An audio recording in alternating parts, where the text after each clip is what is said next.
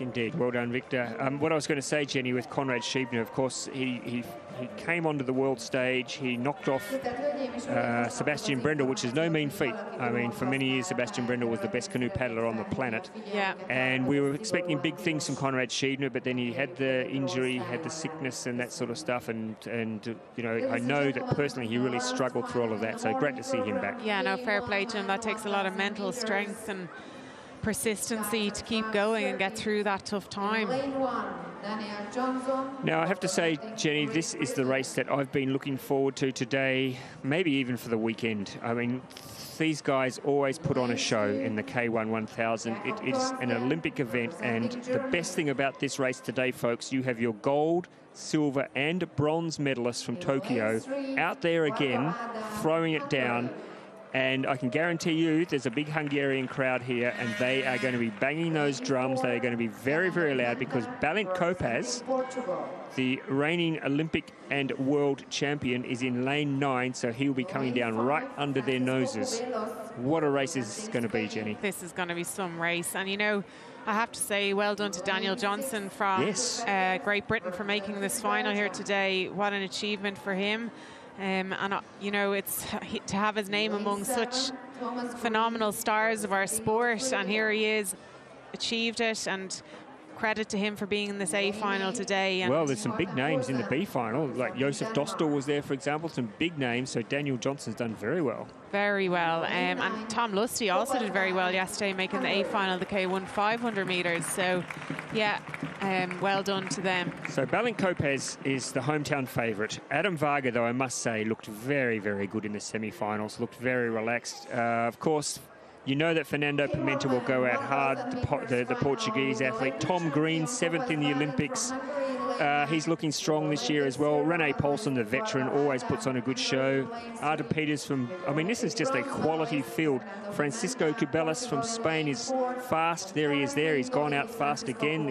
The Cubelas from Spain. Whether he can hold on against this sort of quality field, I don't know. And there's Pimenta going where he likes to go. Out to the front. This is the way he's always raced his races. He goes out hard and he throws down the challenge. Sometimes it comes off, a lot of the time, well, not a lot of the time, but sometimes it doesn't come off. And you see someone like Adam Varga, look how relaxed. Whenever I see this guy paddle, Jen, I just think he looks like he's just having a casual stroll on the lake. It's sickening to watch how easy he makes it look.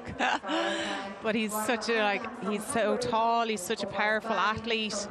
And look at him, just the way he can propel the boat through the water. Well, I tell you what, he is trying to break Fernando Pimenta's heart early on, because Pimenta would not like to be headed at this stage of the race. But look at that, folks. He's thinking, I'm just going to paddle down here and get a carton of milk from the shops. When I come back, I might stop at the park. And by the way, look how far I'm in front in this K1 1000 metre field. Just looking very comfortable. Kopasz, as we just saw closest to the camera, he is of course, the hometown favourite here. They love him after he won gold. Of course, it was gold and silver for the Hungarians in Tokyo, with Kopasz holding off Varga to win the gold in Tokyo. Can Balint Kopasz turn the tables today? There they are. Kopasz closest to the camera. It's Varga in front, and Fernando Pimenta holding on there for the 3rd position. Now, the rest of the field, well, they're all biding their time, but the quality of these 3 front athletes, very hard to chase them down if you want to leave it to the last. Just look at Dan Johnson out in lane 1 there. He is powering along. It really is. This is a breakthrough race for Daniel Johnson, and we know that the British men's sprint program, since the retirement of Liam Heath, they've been calling out, they've been waiting for someone to come through and pick up the baton to become the new poster boy for British canoeing. Could it become Daniel Johnson? But let's not get ahead of ourselves yet. At the moment, he's sitting back there in, I think, 4th spot, just challenging the yellow and green boat of Tom Green there from Australia. But Adam Varga just keeping the momentum going. Kopasz closest to us on camera. Just keeping an eye on him out of the corner of his eye, just watching where he is. Who's got the strongest finish of these two, do you think, Jenny? Oh, I think Adam Varga. He just looks like he's out for a Sunday stroll. Yeah, he really is. And Pimenta refusing to go away. Maybe this is a different tactic we're seeing from Fernando Pimenta in 2023. Maybe he's decided that he's going to keep something in reserve for the sprint home. But look at Adam Varga. Goodness me, ladies and gentlemen. This guy is a quality athlete. He's a quality young man off the water, and he is a quality athlete on the water.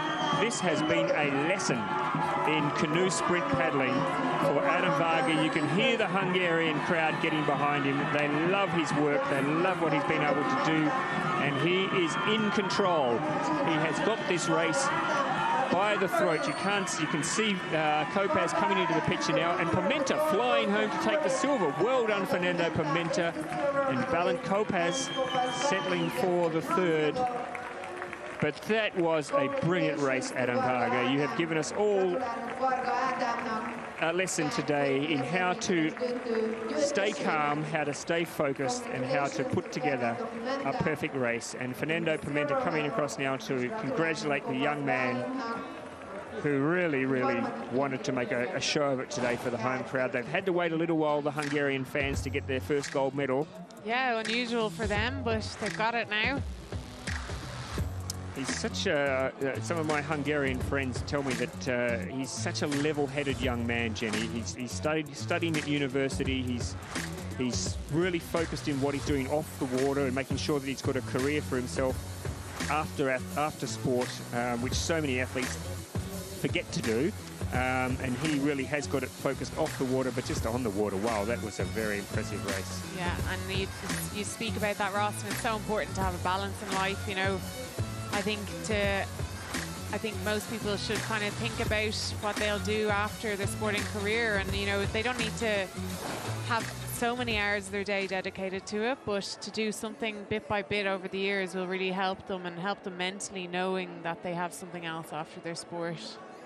And credit there to Fernando Pimenta as well. He's not used to being headed early on in the race, and Varga decided to throw down the challenge early on, and Pimenta having to chase an athlete home, and actually did show in the closing stages that he even though he was headed early, that he's still got that fight in him, and he was able to overcome the other Hungarian, Balint Kopasz, who is, by the way, an Olympic and a world champion. So no mean feat there to knock off an athlete of that stature.